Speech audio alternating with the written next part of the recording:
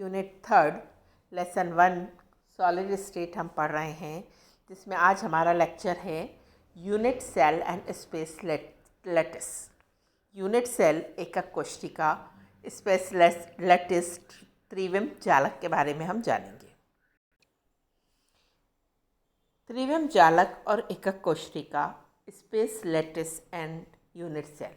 What is unit cell? Constituent particle arrange होते हैं, ठीक है, ये हम पहले पढ़ चुके हैं। What is constituent particle? It may be atom, it may be molecule, it may be ion. Unit cell वो स्मॉलेस्ट पॉसिबल यूनिट है जिसमें कॉन्स्टिट्यूएंट पार्टिकल का कंप्लीट अरेंजमेंट शो होता है, जिसके बेस पर हम उसकी सिमेट्री को कर सकते हैं, उसके अरेंजमेंट को देख सकते हैं। क्रिस्टल की सारी प्रॉपर्टी को रिप्रेजेंट करने के लिए जो सबसे छोटी इकाई होती है उसे हम एकक कोशिका या यूनिट सेल बोलते हैं। यूनिट सेल बार बार 3 डायमेंशन में रिपीट होती है और पूरे क्रिस्टल का निर्माण करती है। जैसे यहाँ आप देख रहे हो, ये जो सेंटर वाली सेल है ये हमारी क्यूबिकल की यूनिट सेल है। देखो, क्यूबिकल की यूनिट सेल इस तरीके से हमने बना रखी है, ठीक है। ये स्मॉलेस्ट सेल है जो क्यूबिकल रिप्रेजेंटेशन को बताती है। इसमें 8 कोने पर 8 कॉन्स्टिट्यूएंट पार्टिकल है।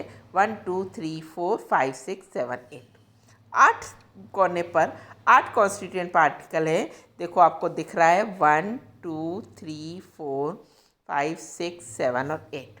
ये यूनिट सेल बार बार 3 डायमेंशन में रिपीट होगी। देखो, ये लेफ़्ट में भी रिपीट हो रही है, ये राइट में भी रिपीट हो रही है, लेफ़्ट में भी रिपीट हो रही है। इसी तरीके से ये ऊपर भी रिपीट होगी, उसी तरीके से नीचे भी रिपीट होगी, उसी तरीके से इस प्लेन के पीछे भी रिपीट होगी और उसी तरीके से इस प्लेन के आगे भी रिपीट होगी। यानी ये यूनिट सेल 3 डायमेंशन में रिपीट होगी और पूरे क्रिस्टल को बनाएगी।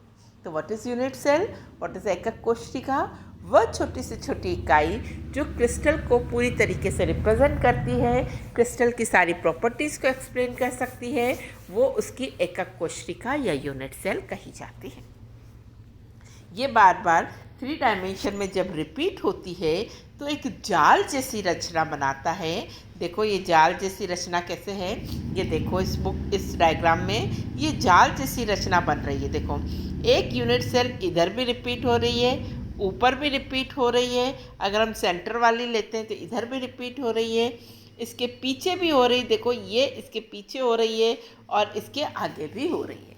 तो जब इस तरीके से 3 डायमेंशन में रिपीट होती है तो आप यहाँ क्या देख रहे हो? जाल जैसी संरचना बनी और त्रिविम में जाल बना है, इसलिए हम इसे क्या कहते हैं? इसलिए हम इसे कहते हैं त्रिविम जालक। स्पेस में बनने वाला लैटिस लाइक स्ट्रक्चर, इसलिए हम इसे क्या बोलते हैं? स्पेस लैटिस या त्रिविम जालक बोला जाता है। तो ये हमारे पास नेक्स्ट बात हम कहते हैं selection of unit cell is arbitrary. पूरे जाल में से हम किसी भी सेल को यूनिट सेल सेलेक्ट कर सकते हैं।